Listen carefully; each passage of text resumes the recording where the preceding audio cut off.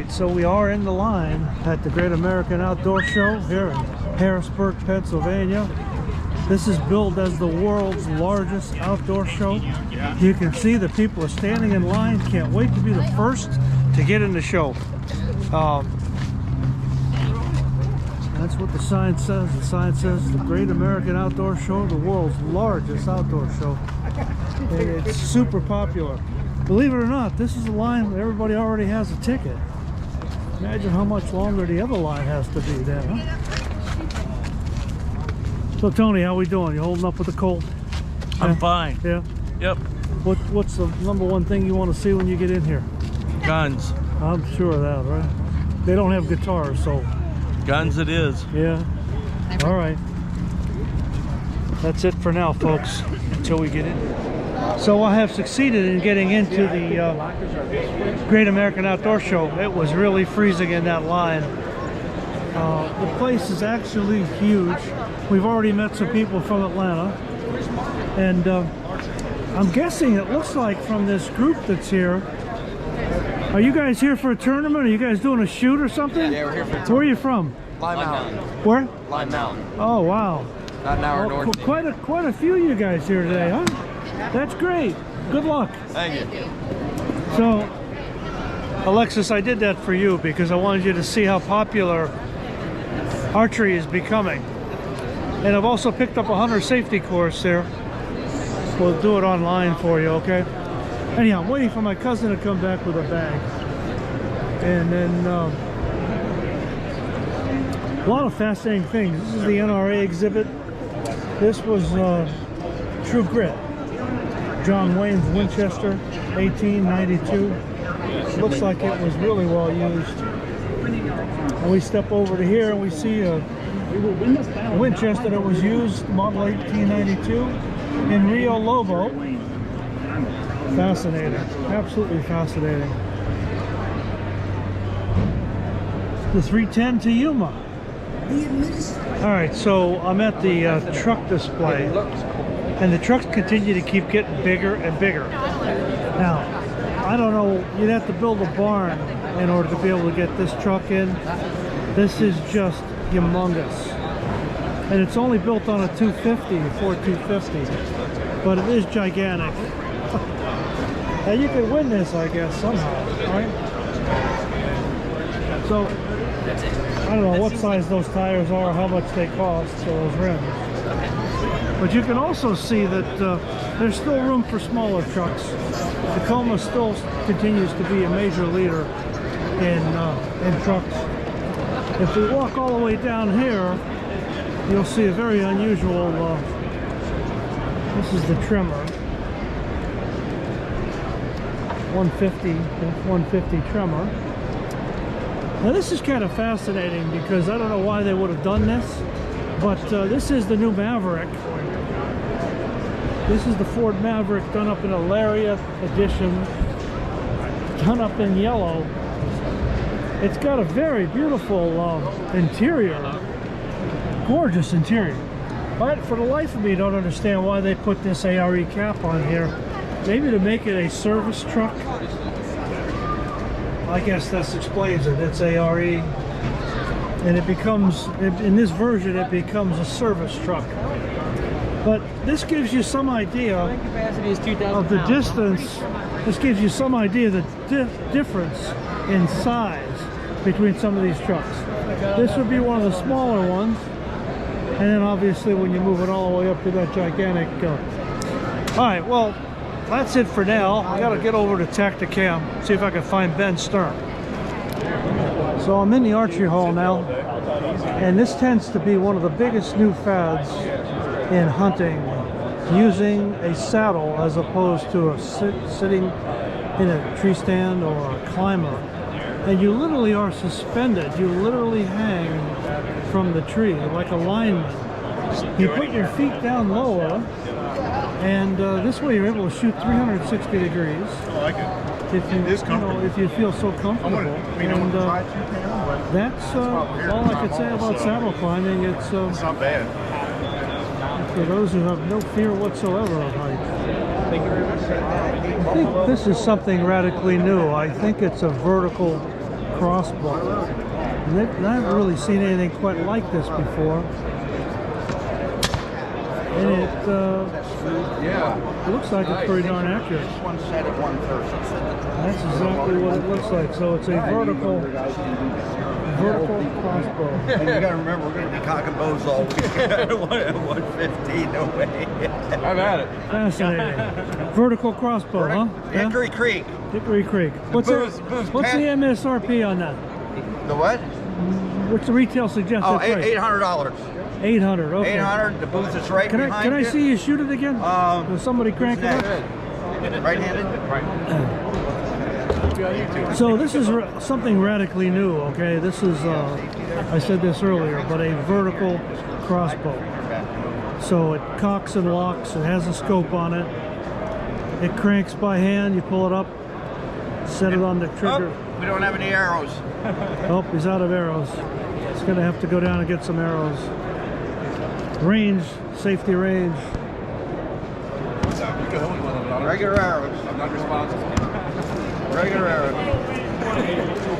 So, regular arrows, not bolts? Regular arrows. So you're not shooting Regular 18? arrows, that gives you a wider range of tips. Yep. Gives you a wider range of flexing and a wider range of knocks. Okay.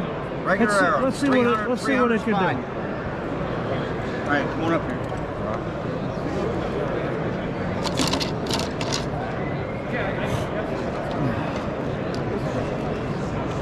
Okay, left hand out So you here. put the arrow in, and Thumb up there. Bring your fingers behind when you're ready. You're good. Push it over a little bit more.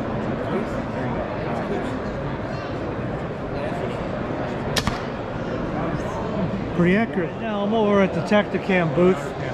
I have two Tacticams, a 4.0 and a 5.0. I'm considering whether I want to upgrade to the FDS system, and we're going to give it some thought today. There's Ben Stern, he's the owner, Tacticam master. Hoping to actually talk to him today about some of the issues I do have with the Tacticam and how much I actually like Charge it. the battery So, in the unit. You can have a cable you can connect to your computer, but it all comes down to basically you see an animal, you press the button, it blinks, it'll vibrate. Once it starts flashing, you're recording. Once you're done, one press you can pause, or you can press down and hold it, and you just recorded something. And that's about as simple as I can make it. Yeah, that's perfect. Yeah. and it does a great job on the zooming, if you can remember what color it is. There's 3 colors, right? Yeah. Well, you don't have to remember. Look on the back inside the case. It's a little cheat sheet. So 4K, Okay. you know, your zoom, and then your slow motion. I always just leave it on for 4K.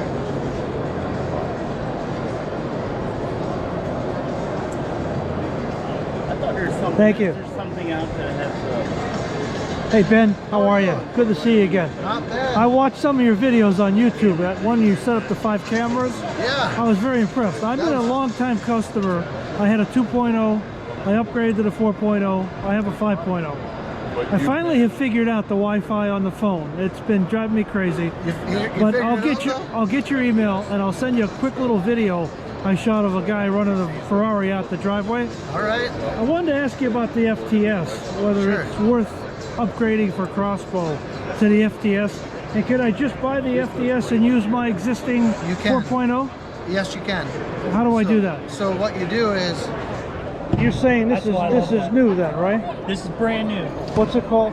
This is our AccuDraw 50 decock. Silent cocking, Silent cocking. So So if I cock this you're back, using the AccuDraw as opposed to the crank, right? yes, this is called an AccuDraw 50. Okay. An AccuDraw is a crank, but the 50 is your rope cock. Okay, yeah. So if I just stand up, it's cocked. Yeah, you're tall, so that helps. Yep. So I can take this out and put it back in. But then if I want to decock it, I put this back in. I hit my decocking button. I just pull this back for a quick second. You'll hear it click. Let her down. Interesting. I love that. I want to put this on this if we can. What's the speed on that? This one's 380. 380 feet per second. Fast enough. Oh, you wanted to shoot this one, right? Or do you want to shoot a different one? I'd like to shoot the M370, I think. Okay. Oh, you know what? Yeah, we have a crank for that, don't we? Yeah. Red right? Red right. All right, I'm with my cousin Tony, and he does have a hearing loss in one ear. He's with Darren from Tactical Hearing. Darren's Right actually, here first. he's going to conduct a hearing test.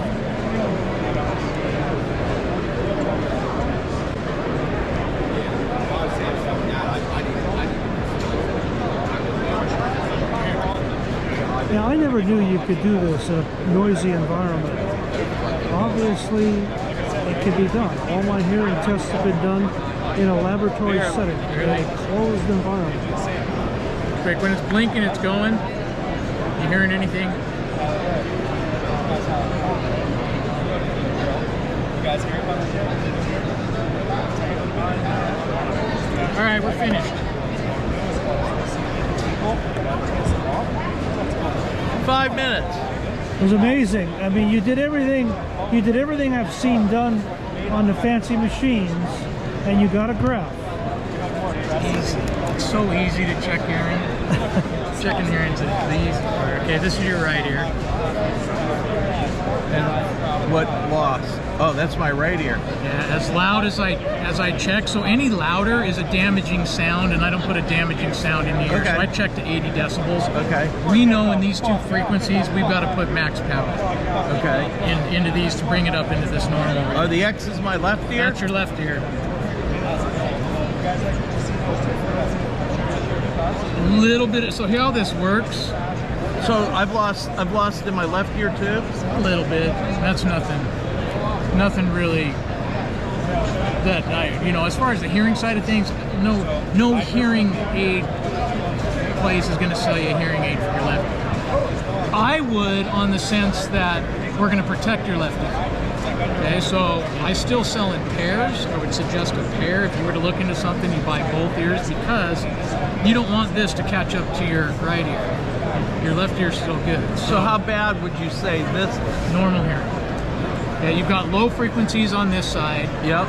Lows are a male voice, some of a diesel motor. Yeah. Background noise is over in here. That's why background noise is hard to hear. And high frequencies over on this side. Okay. Female voices, children's voices. Normal hearing in this gray. Moderate hearing loss, severe, profound.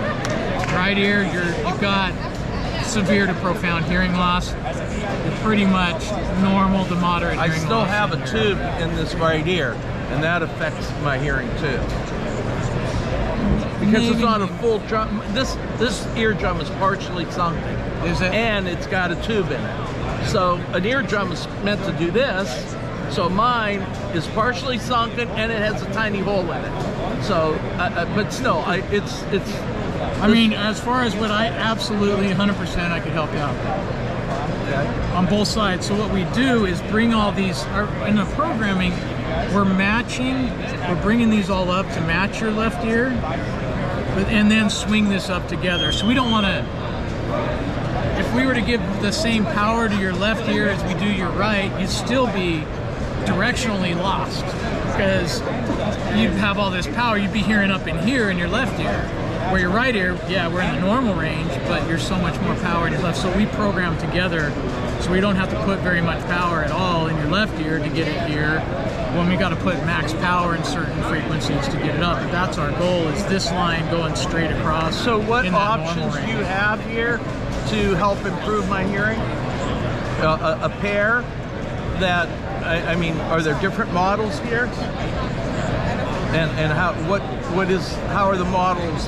Because of the price of what I'm doing with my essentially #1 unit, my #1 sales unit is a 16-channel unit, and I'm selling it for 25% off for $3,000. If both your ears look like your left ear, your options are wide open. You're at my 8-channel to 16-channel because of this, so you're $2,500 or $3,000. and the results of both tests were rather profound. The hearing loss was especially strong for the boomer himself. The difference in what we built in that one for $3,000, the $500, if it doesn't break the bank, is well worth it. But you'd be right in that price range for your. And not all of them take batteries. How long do the batteries last? 5 to 7 days continuous use. Only if you open up the compartment at night when you go to sleep. Yeah, you don't want to let it. You want to kill the battery overnight. Essentially, you want to let it not be running all night long. You open it when you go to bed. You open it up, leave it open. Yeah, so you just go like this. And that you will get 5 days. You'll get, without a problem, you get 5 days. Just pop the battery. That kills it. You've also got an on and an off, but that just kills. It lets it air out. It's been in your ear. There could be some humidity. Is there any Bluetooth functionality? Not in this one, no. How about the 3000? No. Or is that the 3000? I've got a Bluetooth stuff, but we just can't get the components because of the COVID. I was going to ask you if you had a Bluetooth model. Yeah, I got it. Well, Can't get them. You can't get them. Can't get the components right now. Yeah. Yeah. We haven't built a Bluetooth in about I've gotten 8 months. so, you know, we're I can talking. get Bluetooth in that. in We're my open talking. We're fit. talking 3 different sets now. On the average, 3 to 5 years each. I've been using Bluetooth compatible the last 10 years. Little different. Yeah, I understand. Little different from Key a and custom. In What's the that? Hand frame? Yeah. I can do Yeah. when what you're wearing with what you're wearing. Yeah, I got Bluetooth. I can get that all day long, but that's not a hearing protection system. I understand. You know. But as I So- explained to you, I have to mute this and then put the headset over top of it. Yeah. Because you can't, obviously it would reverberate if you put. But he's saying his device will act as a hearing aid plus a hearing conservation But right now he can't get the part. Right now he can't get the chip. Well, Bluetooth. Bluetooth. But I can get everything else. I build it. Our original stuff. It's just the Bluetooth. We have to outsource for custom fit our Bluetooth. We can't get it. You know, we should probably do mine now so he can see how bad I am. that would be awesome. Do you if want to do could. it? Yes, All I right, do. shut this off. No, I'll film it. You'll film me? Yeah. Throw me. I didn't get your name and stuff. Yep. I have the other camera in there too. This is doing just fine, right? I gotta put my name down. So we're back at the Great American Outdoor Show this morning, and it's Sunday. A little later start at about 10 a.m. Lions are just as big as they were yesterday. Believe it or not, this is the line if you already have a ticket. Can't imagine what the other line looks like. But it is a beautiful day. It's considerably warmer. We'll have to see how many different booths, and we can get back to the archery center, get back to the shooting sports center, check on a few more things, maybe actually buy something today. I was on great behavior yesterday, conserving cash. See you guys soon. So Sunday morning back at the show, and I did pick up some more Tactican stuff. Sadly, I ended up getting a 5.0. They threw in a free remote. So now the secret is go back to Bass Pro and return the remote. I just wanted to show you this guy with this new safety harness.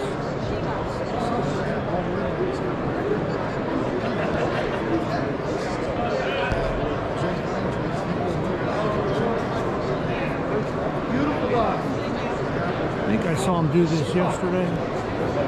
It's going to gently send you right down to the ground. There he goes. Safely elevated back to earth. Pretty fancy. I don't know whether I want to try that or not. I want to sound realistic. One thing I tell people, put it in your pocket. It helps get rid of that mechanical sound. And you can actually take one of these and you sound like two different elk. Now, one of the biggest problems people make is they get too aggressive on their calling. And I say call less for more bulls. So let's talk about the sounds, how to sound realistic, and how to do it. Okay, bull sounds. I'm going to show you the techniques I used when I competed in the world, but when I guided, I use some of those same techniques because I want to sound realistic. There's several people who get this call out there. They'll take it and they'll go.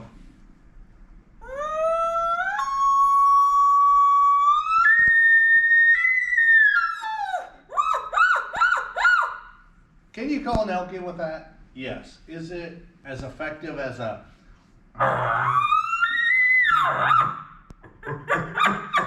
No.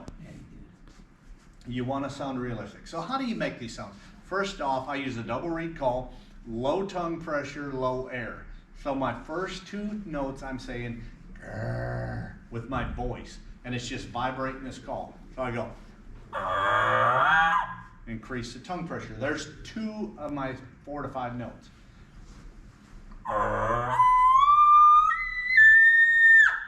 When I hit that last note, I can do two things. I can do what they call a buzz bugle or a squeal. How do I do that? I take my lips and I keep my air pressure going, and I go.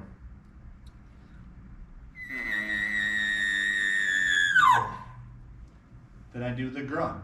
My grunt is an exhale